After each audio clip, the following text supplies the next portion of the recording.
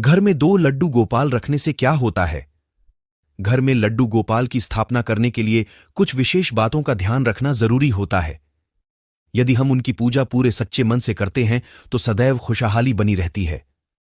तो दोस्तों, हम सभी घर में पूजा पाठ के लिए मंदिर की स्थापना करते हैं।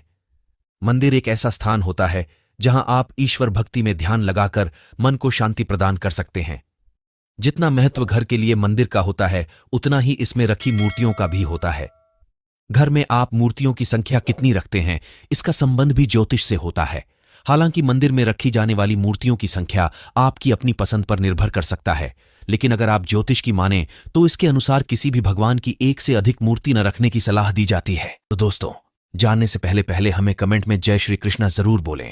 चलिए आगे पढ़ते हैं। तो दोस्तों, ऐसे ही लड्डू गोपाल की मूर्तियों से जुड़े भी कुछ नियम हैं जिनका पालन जरूरी माना जाता है। यदि आप घर में लड्डू गोपाल रखती हैं तो आपको उनके पूरा पाठ से जुड़े सभी नियमों का पालन जरूर करना चाहिए। एक अहम सवाल जो हमारे मन में आता है वो यही होता है कि क्या हम घर में 2 लड्डू गोपाल रख सकते हैं? आइए ज्योतिषाचार्य डॉ आरती दहिया से जानें इसके बारे में विस्तार से। आमतौर पर घर में लोग एक ही लड्डू गोपाल की मूर्ति रखते हैं और उनका पूजन पूरे विधि विधान के साथ करते हैं। मान्यता है कि घर में अगर लड्डू गोपाल की मूर्ति रखी होती है तो आपको उनके सभी नियमों का पालन जरूर करना चाहिए। लड्डू गोपाल की भक्ति करना एक प्रथा होने के साथ भक्तों के विश्वास पर भी निर्भर करता है। जो भक्त लड्डू गोपाल को रखते हैं वो उनका पालन पोषण एक छोटे बच्चे की ही तरह करते हैं। अगर हम बात करते हैं लड्डू गोपाल की मूर्तियों की संख्या के बारे में, तो ज्योतिष के अनुसार आप घर में 2 लड्डू गोपाल रख सकते हैं। हालांकि यदि आप 2 मूर्तियां रखते हैं तो आपको एक लड्डू गोपाल की पूजा कृष्ण के बाल रूप की तरह और दूसरे की पूजा बलराम के बाल रूप की तरह करनी चाहिए। घर में 2 लड्डू गोपाल हैं तो इन नियमों का करें पालन। अगर आप अपने घर में 2 लड्डू गोपाल की मूर्तियां रखते हैं तो आपको इस बात का ध्यान रखने की जरूरत होती है कि आप उनकी सेवा भी अलग तरीके से करें।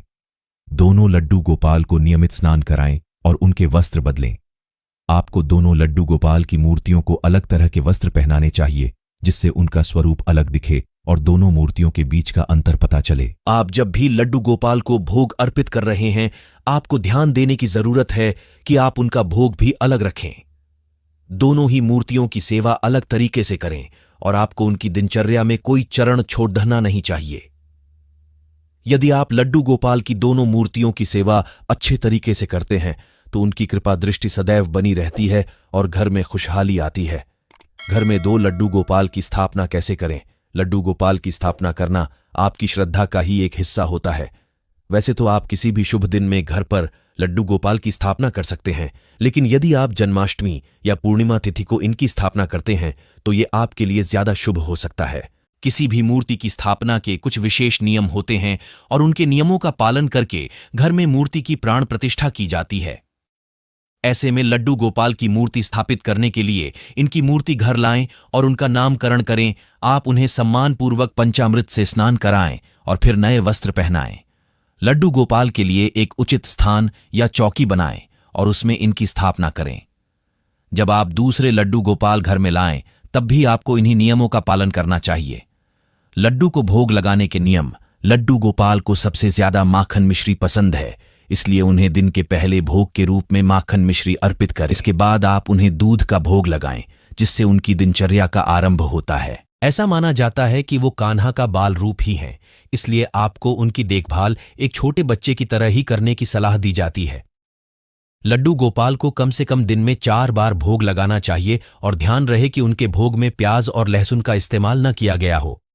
अगर आप घर में 2 लड्डू गोपाल रख रही हैं तो उनकी स्थापना के नियमों और उनकी पूजन से जुड़ी बातों को जरूर ध्यान में रखें। इससे आपके घर में सुख समृद्धि बनी रहती है। अगर आपको यह स्टोरी अच्छी लगी हो तो इसे शेयर और लाइक जरूर करें। धन्यवाद।